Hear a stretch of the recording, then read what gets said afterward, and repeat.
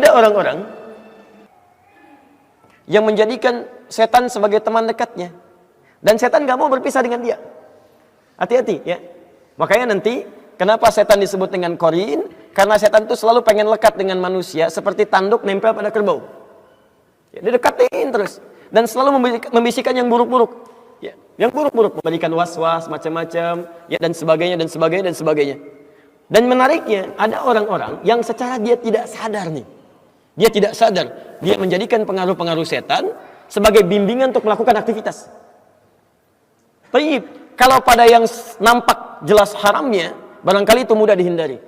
Ya, setan katakan, misal ya, sedang azan berlangsung, Allahu Akbar, Anda diajak untuk berlaku maksiat, bisa kan? Lakukan ini, Anda bisa mudah tolak itu.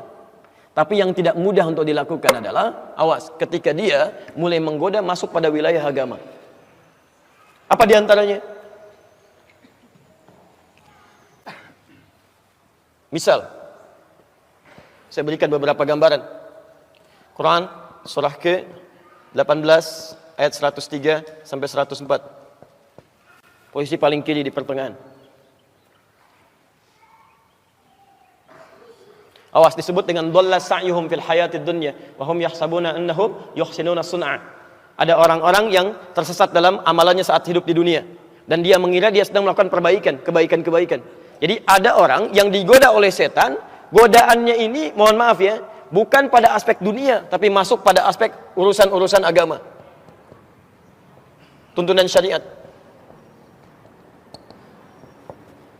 Misal, ya, Anda didorong untuk umrah berkali-kali, haji berkali-kali misalnya kan, padahal di sekitaran Anda ada orang-orang yang sangat membutuhkan, ya, ada orang fakir yang kehilangan mata pencahariannya, ada orang yang putus sekolah, ada macam-macam, bahkan Allah tempatkan Anda di lingkungan yang memang butuh perhatian. Tapi Masya Allah, Anda jadikan itu sebagai kenikmatan. Berangkat lagi, kasih cerita lagi, sementara di sekitaran Anda sangat mengharapkan dan berdoa kepada Allah, ya Allah, mudah-mudahan si fulan perhatikan saya. Hati-hati. Bila terjadi seperti demikian, orang-orang yang gemar melakukan ibadah dengan kesenangan dan lupa dengan sekitaran sebagai prioritas, itu bagian dari godaan setan. Hati-hati. Jangan-jangan antum sibuk umrah, sibuk haji hanya untuk kesenangan aja. Berangkat lagi ya. Itu setan sudah masuk. Termasuk menanamkan perselisihan, perpecahan, dan sebagainya. Ya, bahkan Nabi sampai mengingatkan, jangan sampai ada orang belajar, siapapun orang yang belajar, man ta'allama ilman, siapa yang mempelajari satu ilmu, ya, la yuridu bihi, dia tidak meniatkan untuk pencariannya ini, ya, li ghairi wajhillah, selain kepada ridha Allah Subhanahu wa taala. Ya. Apa di antaranya? Ada yang belajar untuk mendebat orang lain, ada yang belajar untuk menjadikan dirinya hebat, ada yang belajar untuk dikenal, ada yang belajar untuk dinilai sebagai seorang alim. Kata Nabi, la yashtamu raihatal jannah, dia tidak akan pernah mencium bau surga. Hati-hati. Tidak sedikit orang-orang belajar hanya sekedar menampakkan, nih saya yang paling hebat dibanding dengan yang lainnya. Termasuk para ustadz juga, Anda harus sering doakan. Apa Anda kira mudah jadi ustadz? Tidak. Riaknya mungkin ada di situ. Ingin banyak dikenal dengan jamaahnya, tidak ingin terpisah dengan jamaahnya, tidak ingin kehilangan jamaahnya, tidak ingin kehilangan popularitas. Itu tidak mudah. Makanya Nabi ketika akan berdakwah, yang turun pertama itu ayat dakwah, fikih dakwah dulu. Silakan lihat begitu turun surah Al-Mudaththir itu. Lihat di asbabul wurudnya, asbabul wurud hadisnya, asbabun nuzul ayatnya. Ada di hadis Al-Bukhari, nomor hadis yang keempat, posisi paling kanan sampai dengan kiri ke sebelah atas, dari Jabir bin Abdullah. Ketika turun Quran surah Al-Mudaththir itu. Ya ayyuhal mudaththir, hei yang sedang berselimut, ya, Masya Allah, qum fa'anzir, sekarang mulai berikan peringatan. Apa kaidahnya? Wa rabbaka fakabbir, niatkan tulus untuk mengesahkan Allah, bukan yang lain. Ini artinya apa? Tidak sedikit orang-orang pendakwah yang ketika dia berdakwah niatnya bukan karena Allah, mungkin karena yang lain. Wa thiyabaka fatahhir, perbaiki penampilan. Wa rujza fahzur, hindarkan kata-kata yang buruk, yang kotor. Ya, betapa banyak orang-orang berdakwah menggunakan kalimat-kalimat kotor.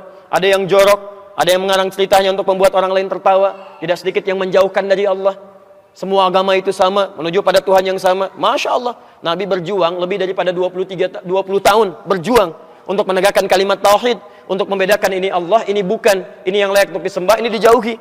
Tiba-tiba datang orang membawa gelar tertentu, ya, menyebut dirinya ustadz, macam-macam, mengatakan semua agama sama. Bahkan ada yang masuk ke tempat ibadah orang lain, mencela saudaranya semuslim, mengatakan ini keindahan Islam. Anda siapa sebetulnya? Ini kan aneh. Ini keindahan Islam tapi mencela saudaranya di tempat ibadah orang lain. Kurang sehat barangkali orang itu. Ya. Terlampau lelah mungkin. Ya. Jadi ada yang salah teman-teman. Ada yang keliru gitu kan. Makanya coba cek. Ya, coba cek. Kalau Anda belajar pada sesuatu yang membuat Anda jauh dari agama, termasuk nanti lihat ayat itu akan turun deh. Akan turun ya. Termasuk ada orang yang dikaburkan dalam urusan agama, dia merasa benar padahal banyak salahnya. Ya, banyak salahnya. Saya berikan gambaran sederhana ya. Ketika Anda belajar Islam, tapi tidak membuat Anda tenang pada kepribadian Anda, itu ada yang salah di situ. Pasti ada yang salah. Anda belajar Islam tapi semakin jauh dari Allah, nggak tenang atau sibuk mikirin orang lain misalnya, itu pasti ada yang keliru. Ya surga sendiri aja belum jelas, udah mikirin orang lain. Ada yang fatal di situ.